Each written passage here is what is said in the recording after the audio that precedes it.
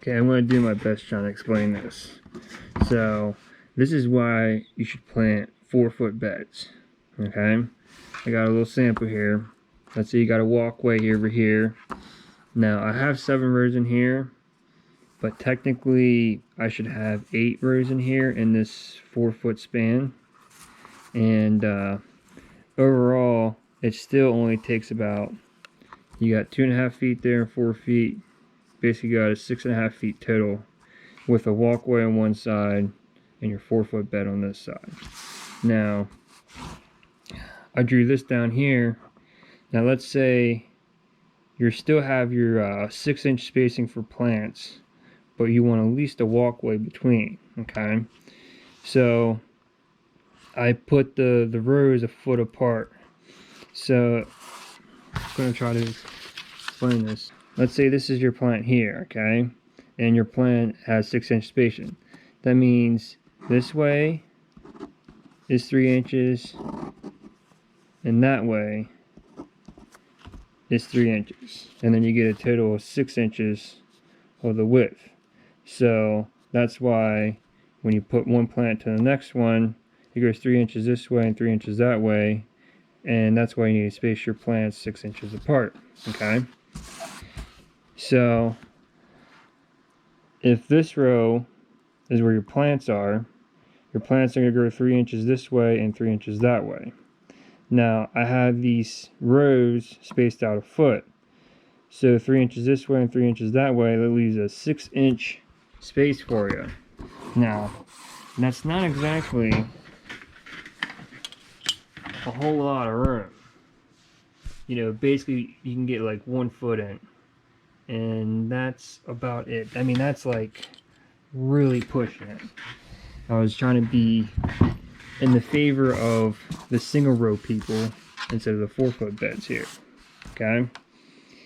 Now, the problem with this is, okay, for one, you're going to be compacting the dirt around the roots of your plants.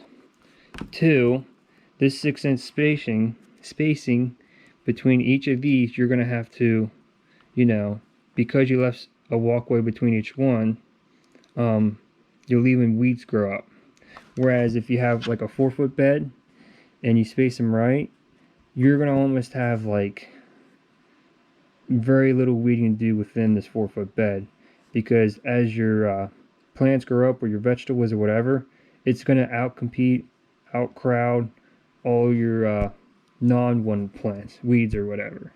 So eventually, once your bed gets full grown, you almost have to do 0 weeding.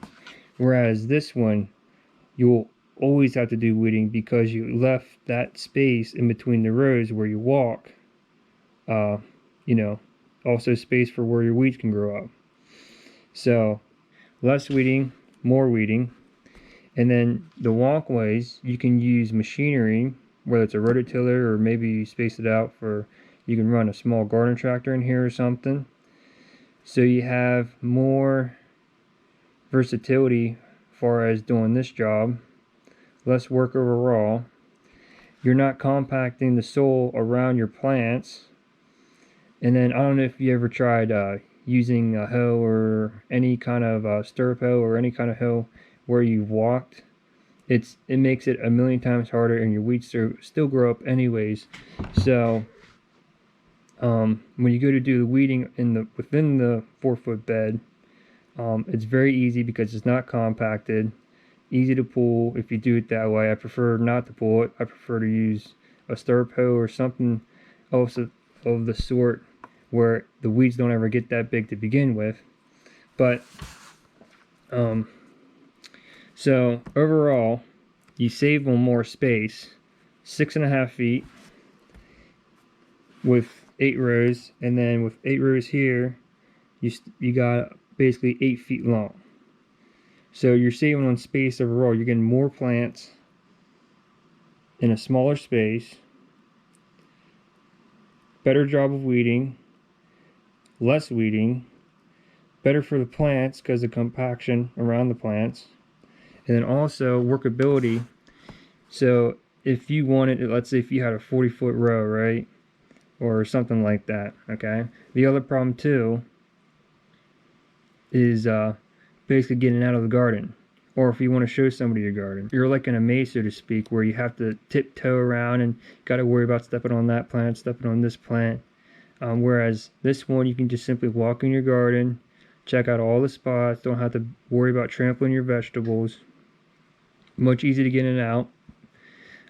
If your weeds do get tall and you need to remove the weeds, you can have your wheelbarrow right along with you on these walkways and throw the weeds in instead of having to carry it all the way to the edge of the garden.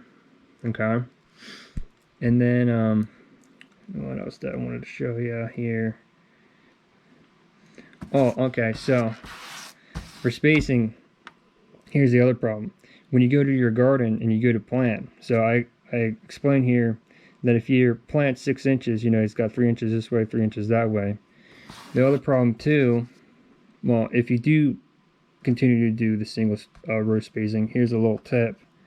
Let's say you have a plant that has 18-inch spacing and you have this plant that's 6 inches spacing. So to get the proper spacing, you almost have to go 9 in that way and 3 in this way. So you want a minimum a foot between those two plants if you have one that's 6 inches and one at 18 inches, just to give an example.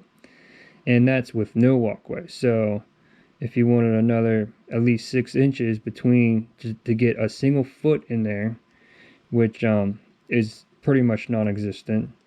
But let's say if you're really packing it in and you really want to tiptoe around your garden, you can do it. I wouldn't recommend it, but you would add another 6 inches for be able to barely walk through it. So it would be 18 inches between those two plants.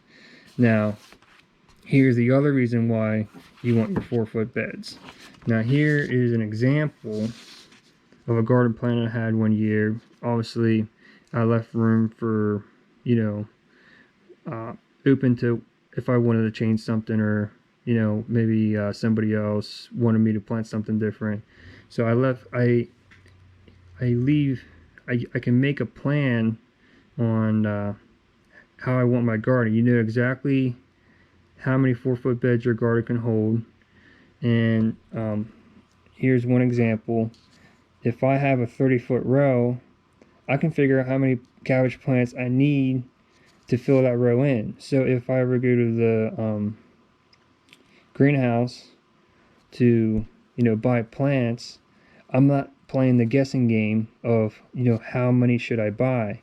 I already know how many plants I need to fill in what I want. Or if I do have a number of plants in mind that I want to buy, let's say I wanted to buy a dozen cabbage, I can figure out how much of that 4-foot bed I need to plant them dozen plants. Now, I took time to basically list basically flowers and vegetables of all different kinds that I plant, my own personal spreadsheet. I labeled the plant spacing, the row spacing, look up all this information ahead of time, and then my plan here, all these different letters, boom. Let's say I need plan A for whatever vegetable. I know the spacing I need from the edge of the bed, and then once I get them rows picked out, then I know how far apart within the row I need to space each plant. So I have everything figured out before I even go to the garden. That's another huge factor. And my battery's going dead. I'll have to switch batteries here to finish this.